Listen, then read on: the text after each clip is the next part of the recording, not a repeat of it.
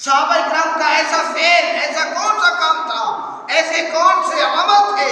جو لوگوں کو بے وقوفانہ نظر آتے تھے؟ صحابہ اکرام جس دور میں ایمان لے آئے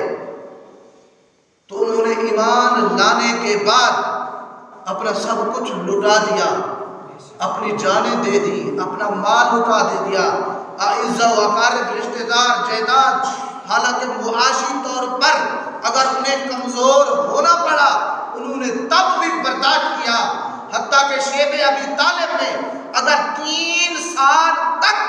صحابہ اکرام کو قید و بند کی صعوبتیں برداشت کرنی پڑی تو انہوں نے برداشت کی، اپنے مال کی پرواہ نہیں کی، اپنے جان کی پرواہ نہیں کی، اپنے والدین کی، اولاد کی پرواہ نہیں کی، رشتہ داروں کے، اعزہ و اقارب کی، دوست احباب کی، اپنا سارا کچھ حضور کی خاطر کو لٹانے کے لیے تیار تھے۔ جب بھی جہاد کا وقت آتا تو نہتے 313 ہزاروں کے سامنے کھڑے ہو جاتے تھے۔ جب لوگ صحابہ اکرام کی ان چیزوں کو اپنی اس عقل سے پرکھتے تو کہتے یار یہ تو بے وقوف لوگ ہیں، دیکھیں ایک شخص کی خاطر اپنا سب کچھ لٹا رہے ہیں، یہ بے وقوف نہیں، کم عقل نہیں تو کیا ہے؟ تو اللہ فرماتا ہے الا انہم هم السفہاء، خبردار بے وقوف تم خود ہو، مجھے انہی بے وقوفوں کا ایمان قبول ہے، تمہارا ایمان قبول نہیں ہے۔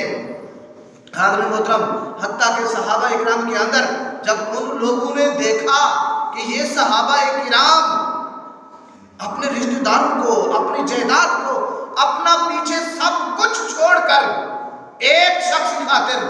اپنا گھر بار چھوڑ کر طائف بھی جا رہے ہیں، مدینہ بھی ہجرت کرنے کے لیے تیار ہے، تو جو لوگ عقل سے، اپنے اس دماغ سے، اپنی اس کھوپڑی سے صحابہ اکرام کے ایمان کو جانچتے، ایمان کو پرکھتے، ایمان کو تولتے تو پھر انہیں یہی نظر آتا تھا یار یہ بے وقوف لوگ ہیں، اپنے ماں باپ چھوڑ رہے ہیں، اپنی اولادیں چھوڑ رہے ہیں،